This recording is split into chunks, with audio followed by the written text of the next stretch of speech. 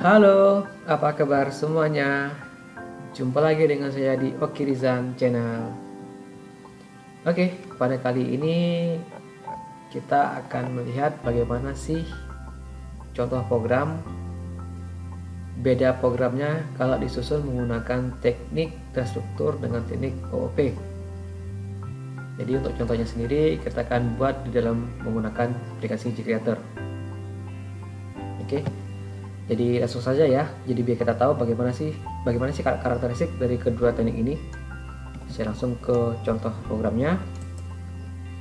Oke, yang pertama di sini saya sudah siapkan ada 4 buah contoh program. Saya beri namanya terstruktur 1, OOP1, terstruktur 2 sama OOP2. Jadi contoh programnya ini akan menunjukkan bagaimana sih karakter dan perbedaannya dengan output yang sama. Artinya terstruktur 1 dengan OP1 ini tampilnya outputnya sama, tapi kita susun dengan dua teknik yang berbeda. Nah, langsung saja ya kita lihat. Yang pertama ini bentuk yang terstruktur. Ini programnya kita susun dengan teknik yang terstruktur. Kenapa di sini? Apa sih ciri khasnya? Ciri khasnya adalah tidak ada objek tambahan seperti itu, nggak ada yang namanya atribut, nggak ada namanya metode. Ya, begitu jalankan maka hasilnya seperti ini ya contohnya. Ini dalam bentuk yang terstruktur. Nah, sedangkan kalau disusun dengan bentuk OP, nah ciri khasnya yang bentuk OP saya tunjukkan. Ini bedanya ya. Ini bedanya. Pertama apa? Kita perlu bikin sebuah kelas baru, yang mana kelas ini nanti akan digunakan objeknya.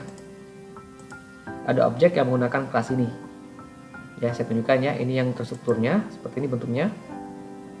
Sedangkan ini yang OP, tambahnya ada satu buah kelas baru namanya kelas. Di sini contohnya kelas ABC. Isinya menampung data ini. Dan di dalam kelas utamanya, nah jadi cirinya juga ada kelas utamanya ya. Kelas utamanya ini ada objek dari kelas ABC ini. Ini ada objek dari kelas ABC ini. Dan objek ini yang memanggil metode tampil. Jadi di kelas ini ada sebuah metode namanya metode tampil untuk menampung datanya. Kalau dijalankan hasilnya sama ya. Walaupun ini saya buat dengan nama sedikit berbeda, teknik object oriented, yang ini teknik yang terstruktur. Nah, sekarang bentuk yang kedua, saya langsung ke bentuk yang keduanya. Bentuk yang kedua ini, nah yang kedua ini juga masih dalam bentuk yang terstruktur. Jadi di sini belum ada kelas tambahan, belum ada objek juga dari kelas yang tambahan itu ya. Di sini contohnya kita siapkan ada variabel untuk menampung inputan. Ini nanti ceritanya kita akan menampung inputan. Kita tunjukkan ya. Ini kita jalankan. Kita input sebanyak 3 kali. Input nama, alamat sama telepon. Misalnya namanya Oki. Saya bikin alamatnya di Selindung Raya, misalnya Selindung Raya, kemudian teleponnya 08888 begini ya. Nah, masih seperti ini. Ini bentuk yang terstruktur. Nah, sekarang kalau bentuk yang OP, bedanya ya saya tampilkan dengan output yang sama, dengan cara yang dengan tampilan yang sama. OP kayak gini nih contohnya nih. Kita bikin sebuah kelas baru ya. Kelas baru ini di dalamnya ada sebuah metode namanya metode cetak, yang mana metode ini ada 3 buah parameter yang tipenya sama, tipe string, tipe data string, ada nm, hlm sama telepon untuk menampung data inputan. Ini untuk inputnya. Nah, di kelas utamanya ada tambahan objek dari kelas ini namanya kelas biodata ya. Kita buat namanya kelas biodata. Untuk perintah inputnya ini sama, cuma bedanya setelah diinput dia nggak langsung dicetak, tetapi dikirimkan ke objek. Kirimkan ke objek ini, data ya. Data adalah objek dari kelas biodata.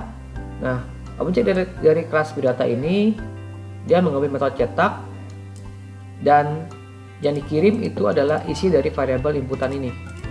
Ini variabel ya, variabel nama, alamat, nomor telepon, ditampung ke sini, dikirim ke sini, dikirim lagi ke sini. Jadi nama masuk ke nm ini, alamat masuk ke ALM ini, telepon TLP ini masuk ke sini, TLP ini ya, baru dikirim ke sini. Kasihnya ini sama. Ya, sehingga kan ini sama saja nih. Sama selindung raya.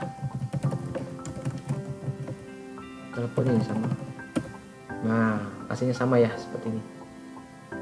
Cuman bedanya ini dengan disusun dengan teknik object oriented, ini dalam bentuk yang terstruktur. Oke, sekilas mengenai contoh perbedaan apa sih, bagaimana sih perbedaan program yang disusun dengan teknik terstruktur dengan object oriented. Demikian, mudah-mudahan ada manfaat untuk kita semua. Terima kasih atas pertanyaannya. Sampai jumpa lagi. Bye.